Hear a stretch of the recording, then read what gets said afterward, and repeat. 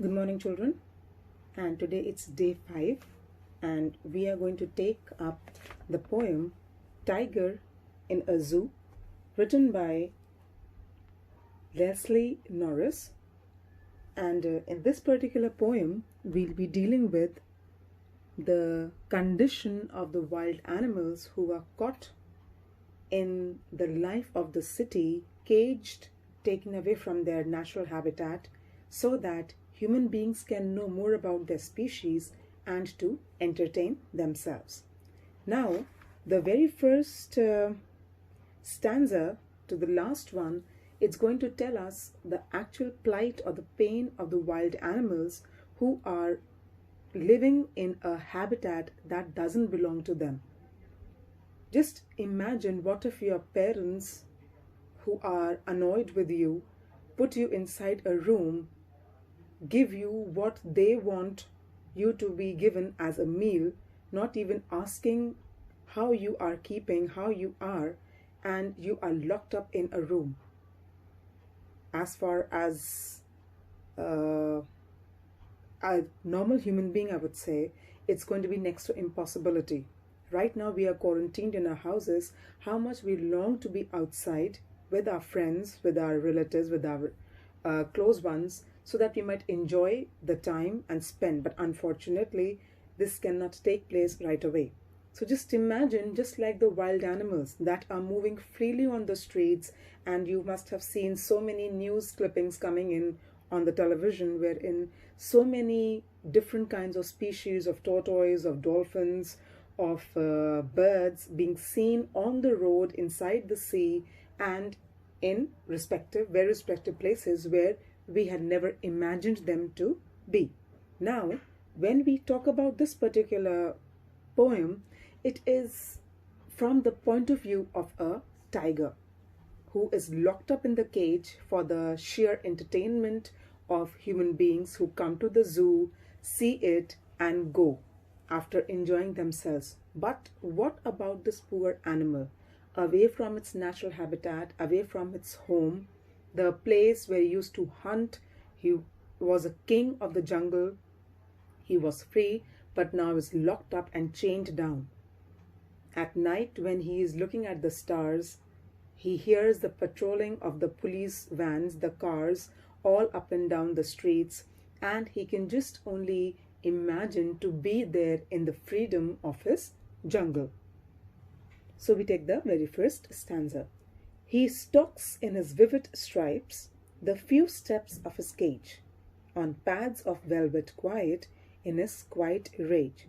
So stalk means he's just walking, he's taking a stroll in the cage. The cage is a very restricted piece of land, I would say, or it is a kind of a place that is just limited to the length and the breadth of the tiger species. It is not open and it is not free.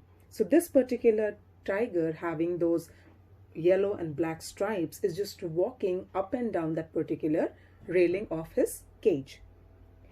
The few steps of his cage, the limited space that he has, on pads of velvet quiet. Now the paws of the tiger have been compared to the softness of the velvet cloth.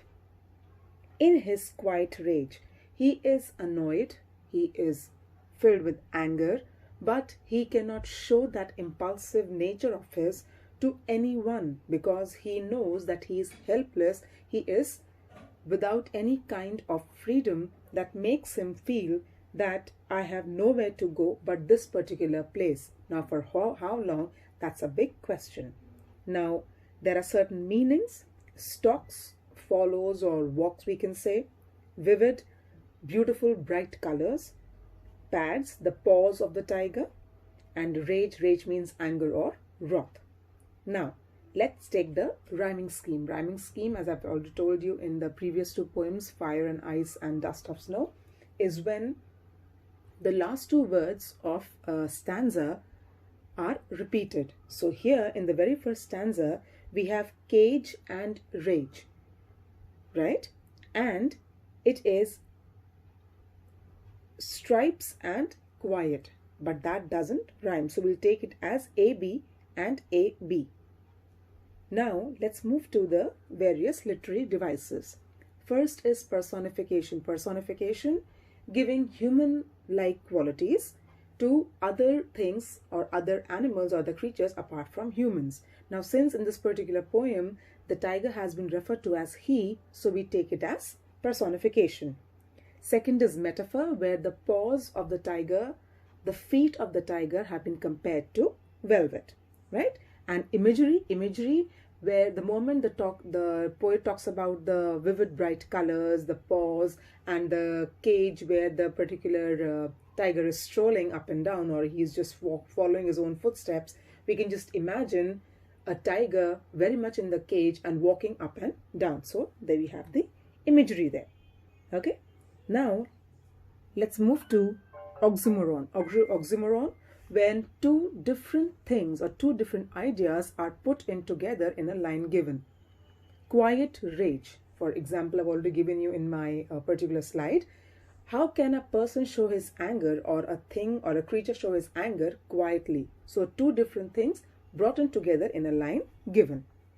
Now let's move to the next stanza. He should be lurking in shadow, sliding through long grass near the water hole where plump deer pass. Now, what is the nature of a tiger? It is wild, it cannot be tamed, and it feeds on the various wild animals that are much more weaker than him, right? So the poet says that if this tiger was free in his own jungle, he would have hid himself behind the long grass that is grown in the jungles. Near the water bodies, near ponds or lakes or small water bodies, where he could easily catch a prey. Prey, for example, it has been given in the stanza as a deer, in order to fetch food for himself or quench his hunger. Basically, the poet wants to say that the actual life of a tiger is to live in a jungle, to live freely, to live like a king and not be chained down or behave or be like a slave inside a cage. Now, when we come to our figures of speech, number one, we have enjambment, that I've already told you, when a line continues to another line without any punctuation mark. For example, sliding through till the deer pass. Then we have alliteration, a very commonly used poetic device or literary device or figure of speech, wherein consonant sound in a line given are repeated. For example, we have plump and pass, the per and the per sound. Then we have again the imagery, where the poet is just trying to create, right, a kind of an image of a tiger's activities, that is lurking in a shadow or lurking in shadow. Lurking word means to be hiding from its prey, ready to catch it whenever the opportunity strikes. Now, for the rhyming scheme, we again have this time A, B and C, D, right? Sorry, C, B. So A, B, C, B is the rhyming scheme. For example, the grass and the pass is B and B, because we are taking it from the very first stanza, right? So let's move ahead to the third stanza. He should be snarling around houses at the jungle's edge, baring his white fangs, his claws terrorizing the village. Now here the word snarling means the warning sound or threatening sound or the roaring sound made by the animals to tell the people, right, that a particular animal is nearby. Basically, the animals do this to play a bit more defensive, to protect themselves from any kind of enemies, known or unknown. Then we have another meaning, bearing, uncovered, that is not covered or hidden. Fangs, the teeth. Basically, this particular fang word is used for snakes, right? But here the fangs are referred to as the teeth of the tiger. So the poet says that if the tiger would have been free as a bird in the jungle, as the king of the jungle, he would have walked around the villages that are on the outskirts of this jungle, right, threatening people to watch out because he was there, and his presence should terrorize, make the villagers feel really very scared of this particular tiger. And just like any common wild animal, the tiger would simply roar at the villagers. It would take out its claws, it would show its sharp teeth to make the villagers afraid of this particular animal. Now, coming to the various literary devices. Enjambment again that we find in the particular line. He should be snarling around houses at the jungle's edge. No punctuations in between two consecutive lines. Onomatopoeia, wherein a sound is described in the form of words. For example, he fell down with a great thud. Thud is the sound, but it has been described in words. Same here, the roaring of the lion has been explained through the help of the word snarling. Then we move to the rhyming scheme of the particular stanza, and that is, it is A, B and CB. Example, edge and village. Now we move to the next stanza. But he is locked in a concrete cell. Concrete, a particular structure of a building that is built of mud and cement and sand and water and bricks. His strength behind bars, stalking the length of his cage, ignoring visitors. Now the poet in this particular stanza shows the reality of this tiger. Just imagine the tiger is imagining that once it was a free animal walking around the jungle, killing its prey, enjoying its life, but now it has been brought to the life of the city. It has been almost arrested in his own cage, where he just has to move maybe some meters. There is no movement, there is no life in this particular cage of the tiger. There is no freedom. Now the poet comes to the reality of the tiger that is inside the cage. This is the real life, not of only the tigers, but of all the wild animals that we love to see in the zoo. But what an animal feels, we tend to ignore sometimes. God made human beings to be the most beautiful creation of his. But because of our dominance over everything that God gave, we have slightly misused the freedom. We have not realized that what it takes to be free until we feel the pinch of the situation. He says that the tiger is confined in a strong cell. That is a very strong building. Now mind you, tiger is a very strong animal. It's wild. Given a chance, it will run and scare people or maybe harm them. So for a particular tiger, a very strong carnivorous wild animal, it's really important for the zoo authorities to maintain the security and safety of the visitors. He further says that as the tiger is behind the bars inside the cage, so his ferocious attitude is behind the bars. His fierce attitude, his anger, his wild being is limited inside the cage. He just stalks in the cage. He never tries to terrorize the visitors because his power is restricted by the cage. He must have terrorized the villagers who were living on the outskirts of the village, of the jungle, sorry. He must have kind of roared at the visitors, but since it knows, he knows that it has been a long while he had stayed in this particular cage, he has been conditioned. He doesn't want to roar, he doesn't want to even look at the visitors. The only longing in his heart is that he wants freedom, freedom from this bondage of the cage and going back to its natural habitat that's right there in the jungle.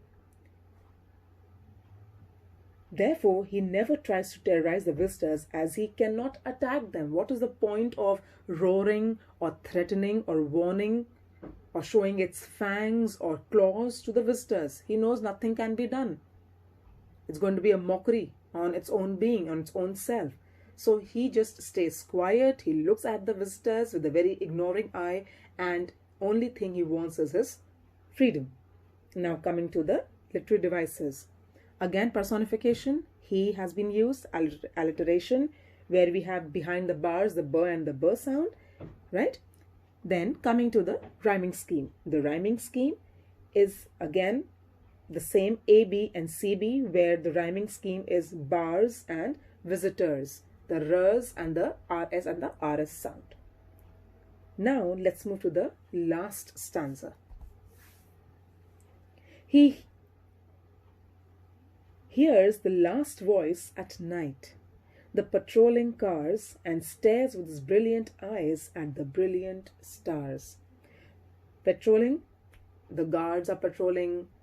Then we have various, maybe the police vans strolling or patrolling in the particular vicinity. So while the tiger just sits very peacefully at night and there is no visitor inside the zoo, even his caretaker has gone away, maybe back home, he just sits quietly, and with its beautiful, bright, brilliant, shiny eyes, he just admires the sky at night.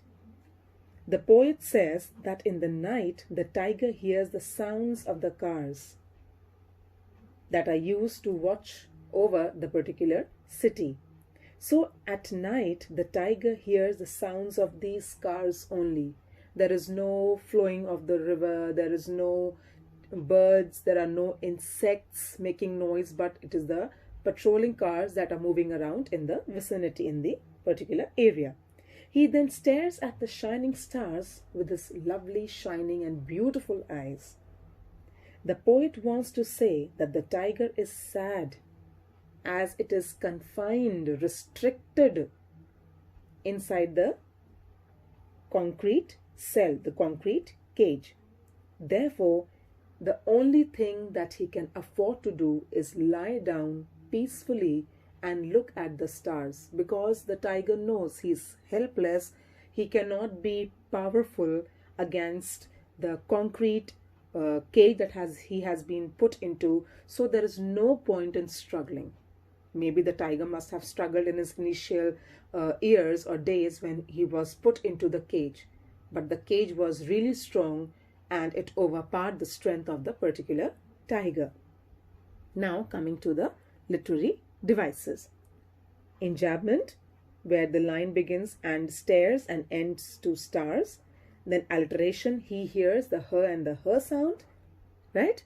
And then we have again the particular rhyming scheme as AB, CB. How? The cars and the stars.